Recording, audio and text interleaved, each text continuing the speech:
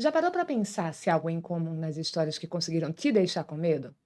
Não só aquelas que te fizeram levar um susto, mas aquelas que também deixaram um desconforto, uma angústia, uma apreensão? Oi, eu sou Bianca Campelo, professora de literatura, e neste vídeo nós vamos mergulhar no universo das narrativas assustadoras e descobrir por que algumas são consideradas como terror e outras como horror. Você já deve ter notado que existem filmes, livros, séries que são classificados como do gênero horror e outras como sendo de terror. Mas você já se perguntou por que elas recebem esses nomes diferentes? Se tudo tem a ver com medo? Bom, existe um motivo para isso. É que o medo que elas pretendem despertar na gente está associado a sensações diferentes e a reações diferentes. O horror é o soco no estômago, é o medo que está associado também a uma aversão, repulsa ou um nojo. A narrativa de horror tenta acionar, inclusive, sensações físicas de agonia. Já o terror, ele está livre dessa repulsa e ele é mais ligado a sensações de angústia e de apreensão. O terror é aquele frio na espinha da iminência de que algo muito ruim vai acontecer. Por isso ele está muito ligado à sensação do suspense. Corra, do Jordan Peele, e O Bebê de Rosemary, por exemplo, tanto o livro como o filme, são narrativas de terror, porque a gente fica mais tempo imerso em uma atmosfera que vai aumentando essa angústia de que tem alguma coisa muito errada acontecendo, e que algo muito ruim vai acontecer na trama com os personagens. Como na hora em que a gente está assistindo a um filme ou lendo a narrativa que está ali no campo do horror, do terror, a gente nem sempre consegue analisar exatamente o que está sentindo, eu vou te revelar agora qual é o ingrediente secreto que essas narrativas usam para provocar essas sensações diferentes e que, se você identificar lá na obra, você vai conseguir dizer se ela é de horror ou de terror. Mas antes, deixa eu te pedir para você se inscrever no canal, se você ainda não foi inscrito. Assim você não perde as notificações dos outros vídeos do especial de Halloween e dos conteúdos regulares daqui do canal. Então vamos lá, ingredientes secretos. O primeiro componente básico para o horror é o monstro. O monstro é a grande estrela do horror. E, claro, tem narrativas que têm monstros e não são narrativas de horror, mas olha só, eles não são monstros horríveis. Olha o que o adjetivo está trazendo para a gente quando a gente está falando do monstro da história de horror. Ele é uma criatura medonha, grotesca, de aspecto repulsivo. A mera possibilidade de um monstro de horror tocar um dos personagens e a gente pensando nos tocar já provoca arrepios e o instinto de fuga. Por isso é muito comum a cena do monstro se aproximando com as mãozinhas para frente e o personagem indo para trás, cada vez mais assustado. Inclusive, um componente muito comum dos monstros de horror é a contaminação. Os monstros de The Last of Us provocam pesadelos não somente porque eles são horríveis, mas porque pior do que dar de cara com um deles é que a gente pode se tornar um deles. O segundo ingrediente típico do horror é que repulsa, aversão e nojo são sensações provocadas principalmente por coisas que a gente vê, que a gente ouve, que a gente cheira. Então, o horror precisa mostrar para a gente, na descrição do livro, na tela do filme, os elementos que são capazes de provocar essas sensações. No horror, a narrativa precisa descrever o monstro, o filme precisa mostrar ele, enfatizando como ele é ameaçador, como ele é repulsivo.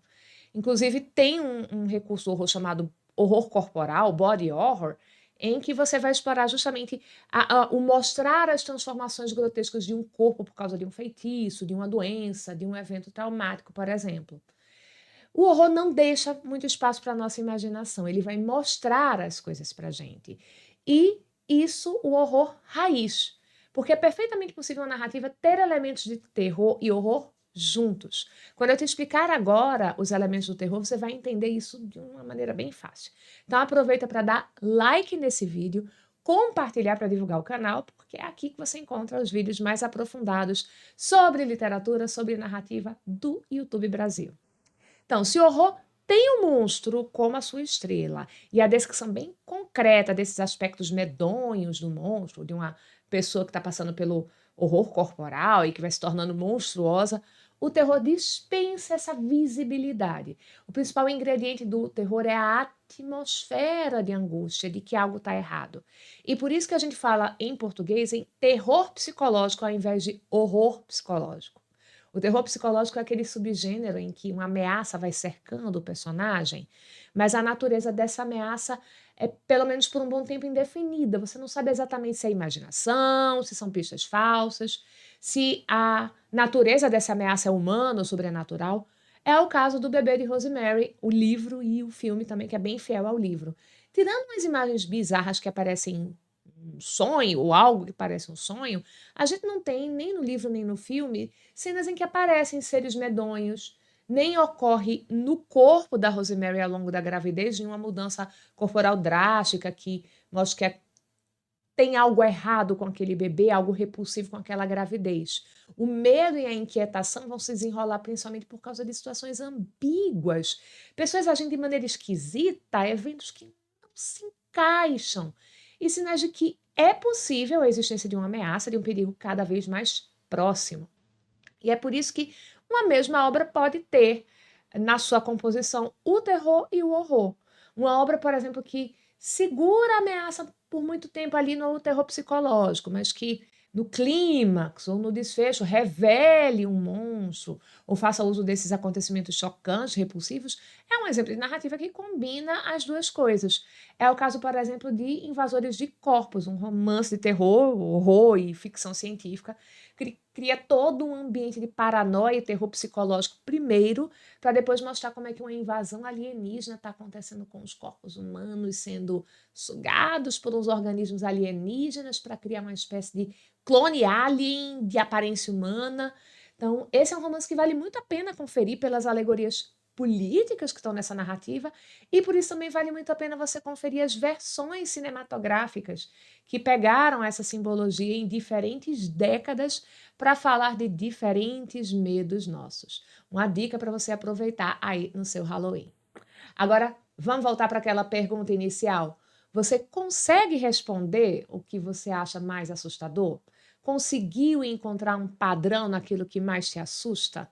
Monstros repulsivos ou um perigo que se mostra numa embalagem agradável?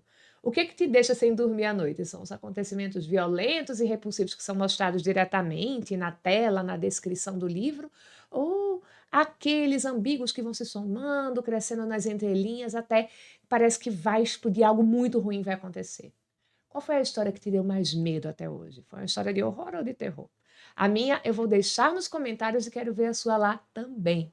Obrigada pela companhia, me segue nas redes sociais. Um beijo e até a próxima!